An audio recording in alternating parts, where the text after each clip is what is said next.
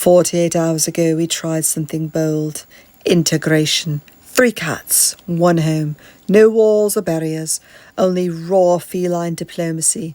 And 1 very tired author and cat minder. This is the Paw Wars Chronicles. Let's set the scene. Tamtam, the youngest of our furry warlords, was placed in a secured pen, a pop-up mesh fortress inside the living room. The idea was simple. Let him exist within the shared territory, while staying protected. Let the others get used to his smell, his sound, his vibe. Controlled exposure, contained chaos. In theory, brilliant. In reality, Tamtam pinned his ears, widened his eyes like a kitten possessed, and paced the pen like a caffeinated panther on a mission from the gods. But he stayed. He paced. He chirped, and he begged. He did not get out. So, technically containment held.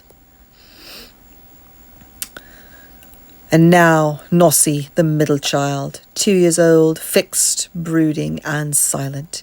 He enters the room with all the grace of a seasoned ninja, slipping in through the corners without triggering alarms. No hissing, no growling, not even a tail twitch.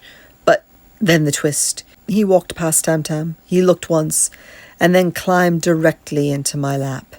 For the next hour, I became Nossy's emotional support human. He did not sit next to me. He melded with me. Chest, neck, shoulder, jacket mode activated. I couldn't move. I couldn't drink my tea. I just had to sit there, pinned under a clingy shadow with claws. And now the cry of rebellion. Cirilla, our eldest, most dignified queen, was in the other room, door closed, food untouched.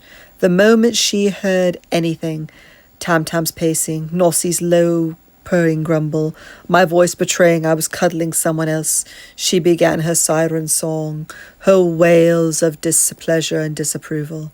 1 part betrayal, 2 parts let me out of this room now, 3 parts Broadway soloist warming up in a minor key.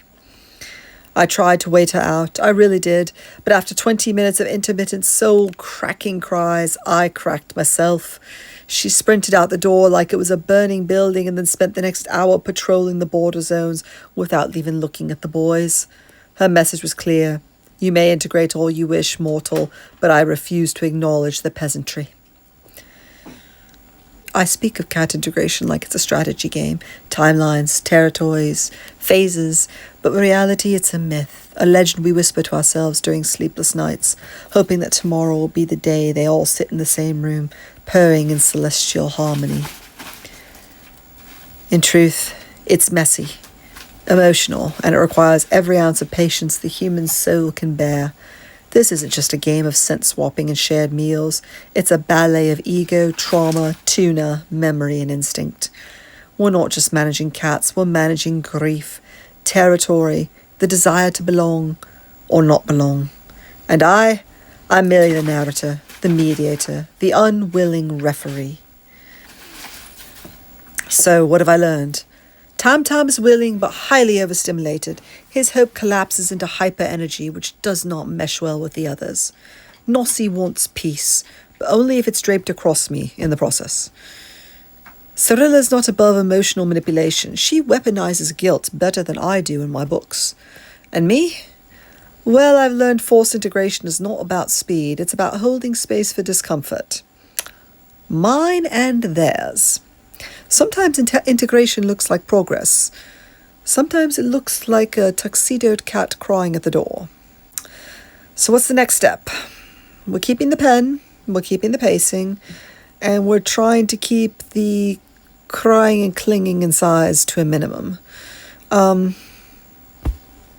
Because this is what love looks like sometimes. Fear, frustration, and fiercely fought for space. This is the Paw Wars, and we have no peace in sight yet. I'm Empty Links, the frustrated feline wrangler, signing off. Pray for me.